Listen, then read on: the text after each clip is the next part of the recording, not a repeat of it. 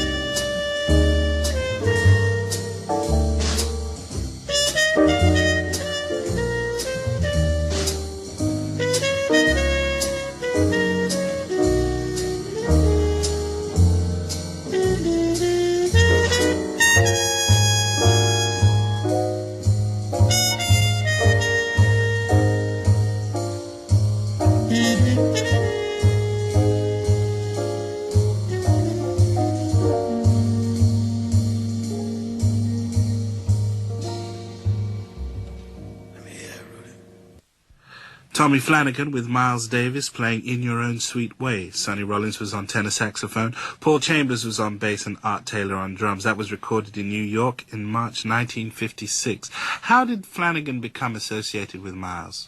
Well, I think he'd first known Miles in Detroit. Miles at one point spent quite a few months living in Detroit, and that's Tommy Flanagan's hometown. But also he was the house pianist for several years in the club where Thad Jones's band played, called the Bluebird. And so even when Miles was visiting later, before he formed his famous group in late 1955, then he would have chosen Tommy Flannigan to play with him while he was in Detroit. So do you think he recorded with Tommy because he thought, well, I just need to get something down with this guy because he's so great? Well, maybe. It's interesting that this is the only session during that period of late 1955 through 1956 where Miles isn't working with his famous new regular quintet of the time, with Coltrane on tenor and Red Garland on piano and, of course, Billy Joe Jones at the drums. Yeah. And so he was obviously looking for something slightly different. Yes. Well, another of Tommy Flanagan's early employers was trombonist J.J. Johnson, but we're going to hear him playing trio on this next track, and Bud Powell is a big influence on Tommy Flanagan, isn't he?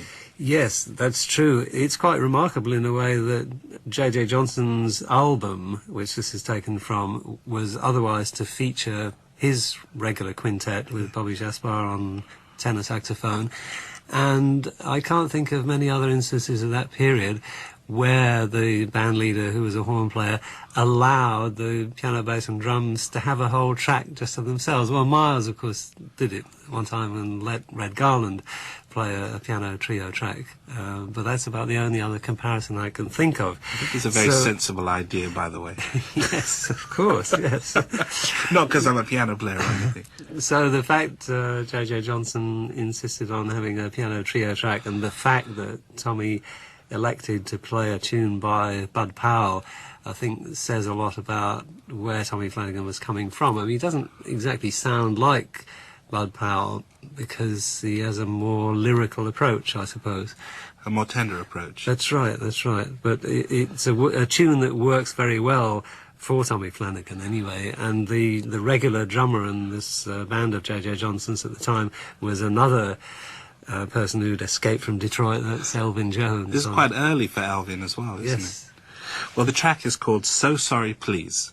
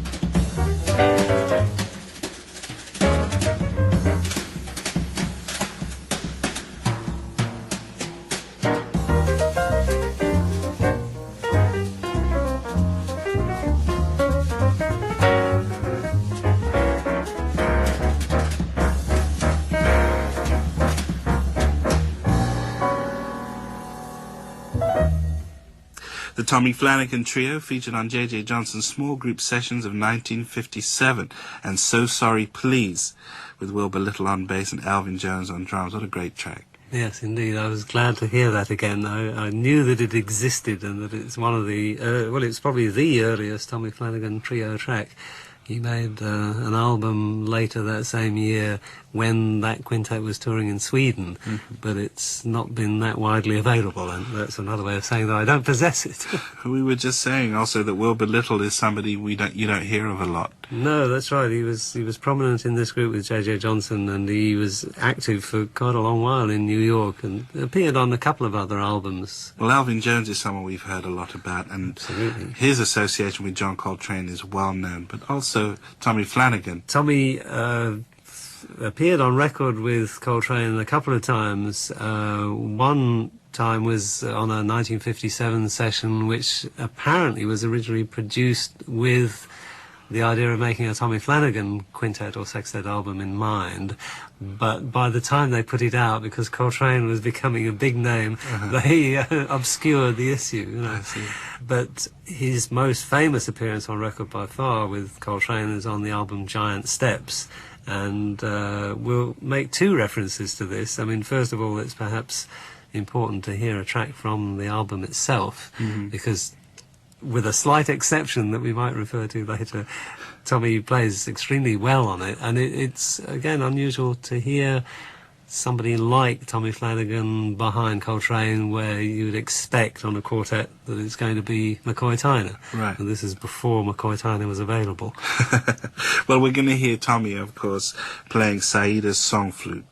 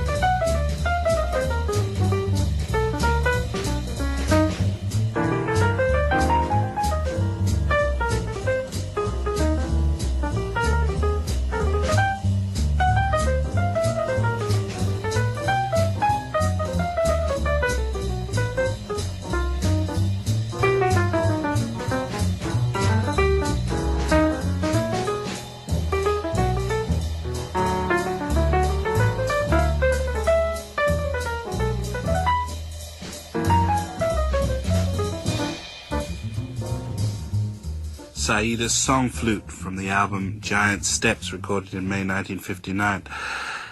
Wonderful solo from Tommy Flannigan. And very supportive backing. I mean, it's totally different, as we were saying, from the McCoy-Tyner approach to backing Coltrane, but it certainly works. Well, he also worked with Ella Fitzgerald and Tony Bennett during the 60s. I mean, he was great with singers, wasn't he?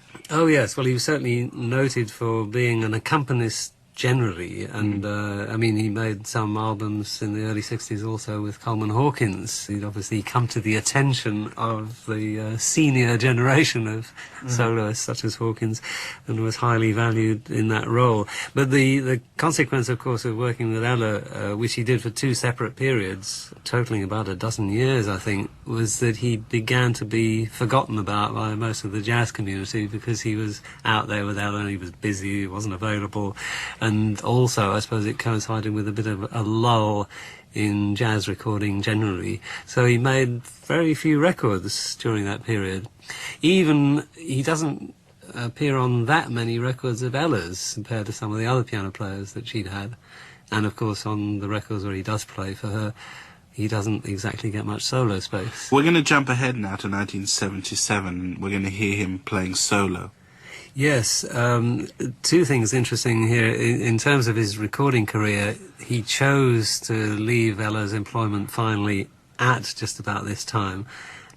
And some people felt that it was not before time that he should make a move like that and go out as a soloist and as a trio leader. Yes. But also it happened to coincide with a new surge in interest in recording jazz albums, especially for the Japanese market. Right. And so suddenly in 1977, 78, 79, he makes a dozen or more albums, you know, including this one which is totally unaccompanied. Sadly, there are very few records of Flannigan playing alone with no accompaniment. And this is a bit of a homage to Art Tatum, not in any direct way, because he's not trying to play like Art Tatum, but this is a fairly obscure pop song from the 20s, and the only other version I know by anybody with jazz connections is an Art Tatum version, and just the opening bars of Tommy Flannigan's version are copied directly, note for note, voicing for voicing from Art Tatum's version, and then it turns into a beautiful Tommy Flannigan solo, not an Art Tatum solo. Well, this is Just Like a Butterfly.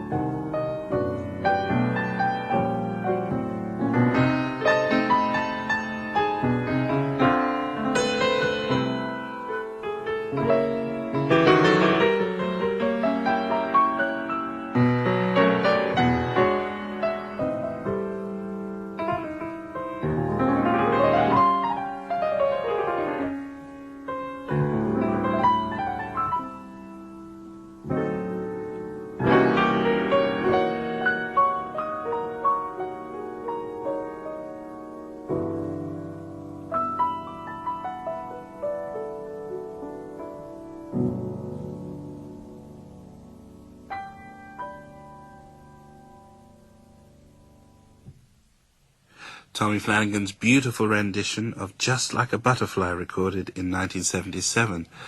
The next recording we go to is one that is a tribute to John Coltrane. Yes, I've no idea whether this was actually Tommy's own idea or whether the record company, which was a European record company in this case, suggested it to him. But most of the tracks on the album are tracks from the original Coltrane album, Giant Steps, done in a piano trio version. Mm-hmm. And of course there's an interesting story attached to the title track of Giant Steps, because I was making a passing reference to it earlier. That's the one track on the original Coltrane record where Tommy Flanagan sounds not quite at his best. And because he thought it was a ballad, didn't he? Well, yes, he's said to me and to other interviewers that Coltrane had actually brought round the music to his place a couple of days earlier and run it through with him at slow tempo to allow Tommy to learn the chord sequence, because it was rather unconventional, to say the least, for that time. Yeah. But then when they got to do the record session, Coltrane counted it in about twice as fast. And so you can actually hear, I mean, there's a box set reissue as often where they include other complete and incomplete attempts at the same piece, and on all of the ones that get even as far as the piano solo, Tommy sounds a bit unhappy. And they even did a version after the one that was issued as the title track of Giant Steps, where Tommy Flanagan takes more of a back seat and turns what had been the piano solo into more of a bass solo. But Coltrane didn't put that one out because he doesn't play so well as he does on the previous track. I see. Where he preferred his own work. Well, let's hear Tommy Flanagan playing Giant Steps in 1982 with George Mraz on bass and Al Foster on drums.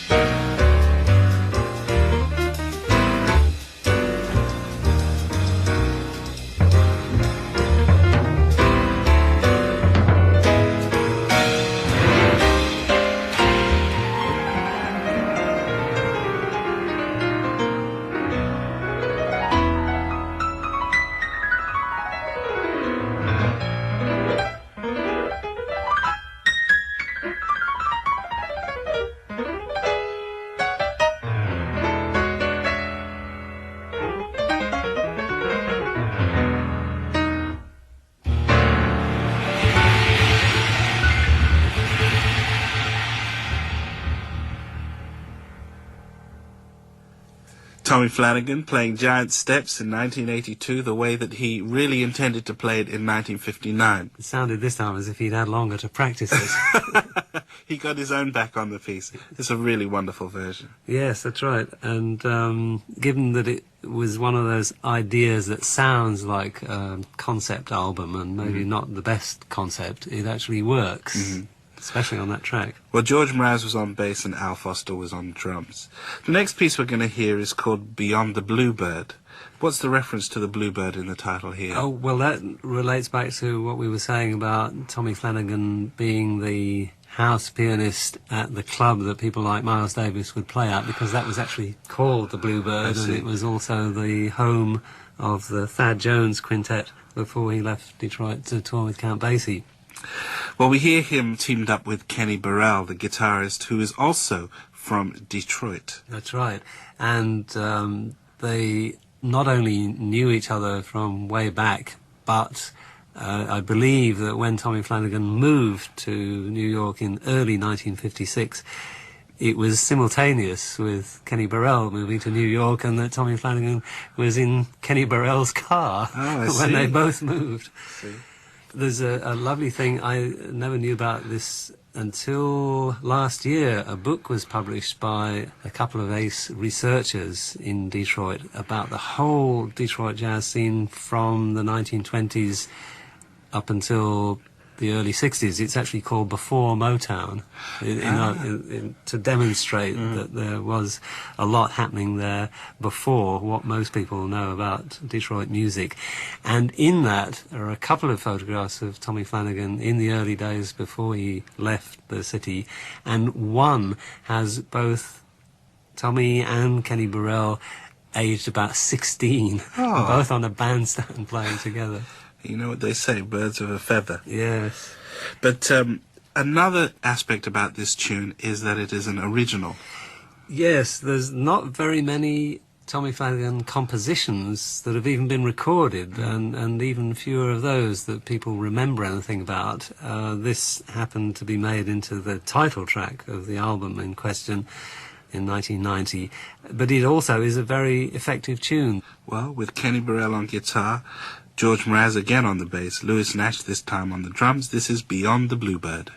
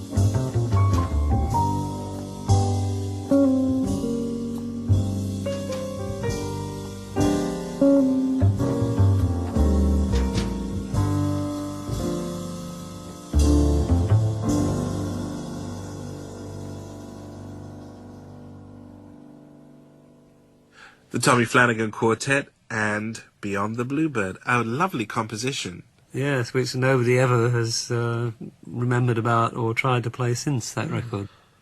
Well, in 1993, Tommy Flannigan won the prestigious Jazz Prize. Tell us about this award. Yes, this is an annual award that's funded by people in Denmark, and although the winners are chosen by an international committee, the consequence of it is that the winner, who's been chosen for general achievement rather than any specific album or specific performance, is then invited over to Copenhagen to play, usually with a mixed band including several Danish musicians. I mean, it's partly to help the reputation of the Danes that the thing was instituted in the first place. Mm-hmm. And so Tommy Flannigan was invited in 1993 to play a series of concerts, and there's a live album from the concerts, plus he also chose, while in Copenhagen, to make a studio recording of tunes by Thad Jones, partly because Thad Jones had his own associations with the city of Copenhagen. This piece is called Let's, and it features Lewis Nash on the drums once again. A great drummer, don't you think?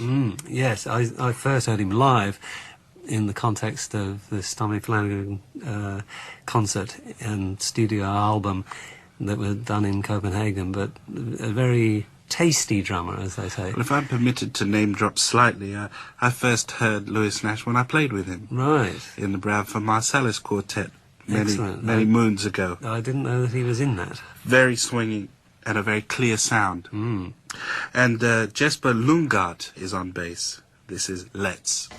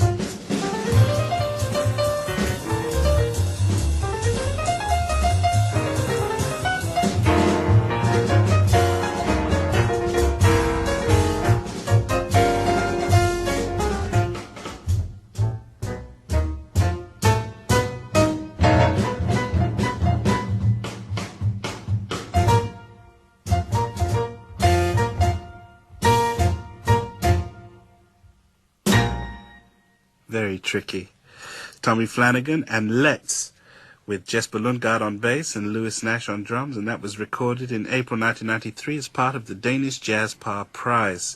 Well, we go from the music of Thad Jones to the music of Duke Ellington and Sunset and the Mockingbird. Yes, that's right. I never realised until Tommy first started playing this tune, he did it on an earlier recording than the one that we're going to hear, that he was very into Duke Ellington as well, because apart from a couple of things on records, he never came across playing as if he was into Ellington or into Ellington material. But I suppose maybe it makes sense that, you know, after playing all the other composers, that he would come to terms with Ellington. And I have a particularly fond recollection of this particular tune, in the sense that Tommy's record done at Birdland on one of his birthdays had already been released, and the last time that I'm aware of that he visited London, by this stage he and his wife were quite liable to get in touch when they were in London. He actually came down to the restaurant where I was playing, and his wife urged him to sit in on piano for one tune, and he was so shy and modest and so Brian doesn't really want me to do this, it's his gig. His wife insisted, and so he sat down and played a version of the same tune. Oh, fantastic. And Not many people know that. Did the people there know what they were getting? No, that's the trouble with playing in restaurants, of course. They probably didn't even notice that the piano player had changed. But the actual recording that we're going to hear is one of his last recordings. It's actually his last, isn't it? As far as I know, it's not only his last recording, but it may even have been his last public appearance, because he died a year ago in November. This concert was done in September last year, late September. He'd been booked to play at the Village Vanguard the week of the September 11th attacks, and later in the week they reopened the club and he did play a few nights there. Yes. Then he played this concert, and unless there was any other performance that I don't know about, this may have been the last time he played in public. Well, this ends our Tommy Flannigan Fest, and it's been a real pleasure having you here, Brian, to share in the music with me. So Well, thank you. Thank you. And this is Sunset and the Mockingbird.